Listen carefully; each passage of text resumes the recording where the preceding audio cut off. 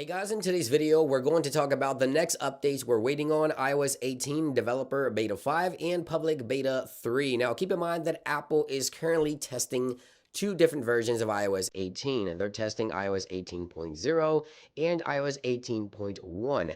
Now,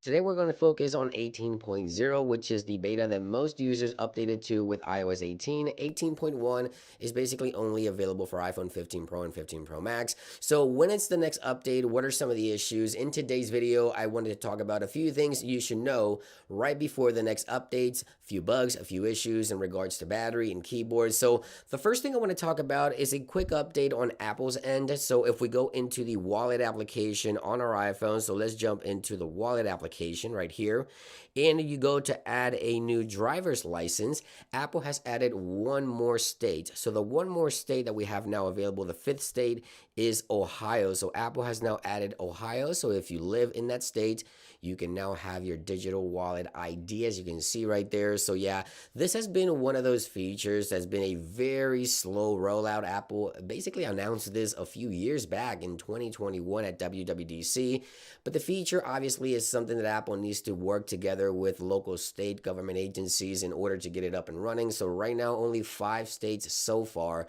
a few years later. So hopefully Apple will continue to add more states as time goes by. But again, this is something available for everyone. It doesn't have anything to do specifically with iOS 18. So if you're running iOS 17, iOS 18 or 18.1, you can go into the wallet application if you live in Ohio, and you can just have your ID now. It's a digital version in the wallet application alongside the additional other 4 states. Now let's talk about iOS 18 Developer Beta 4 and Public Beta 2, which are the current betas out right now.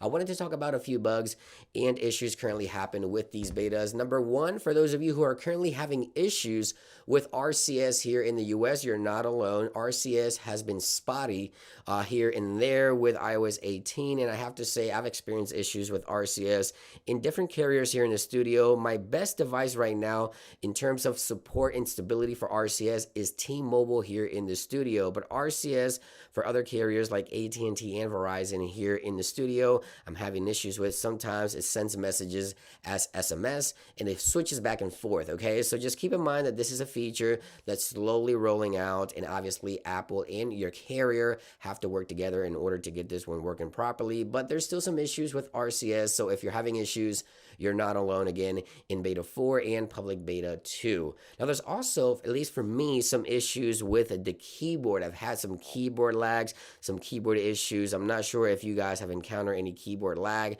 or issues with your keyboard, even the keyboard disappearing at times within the latest iOS 18 Developer Beta 4. But I have to say, in regards to performance overall, when it comes to like animations and applications and launching and just using the software overall, as I mentioned already, iOS 18 has been pretty solid, probably the best beta I've tested in the past several years in comparison to iOS 16 beta, iOS 17 beta. iOS 18 has done pretty well. Now, I also want to mention a small issue with Wi-Fi as well, because if you're having issues with random Wi-Fi disconnection, again, this is something that's a side effect of beta software. I'm having issues right now. Some users reported issues over on Reddit in regards to Wi-Fi connectivity and consistency. If you're having these issues, just know that you're not alone. But aside from that, basically, I have nothing else to mention in regards to issues aside from battery. Obviously, battery just isn't the same. This is something that's also a side effect of beta software. So if your battery life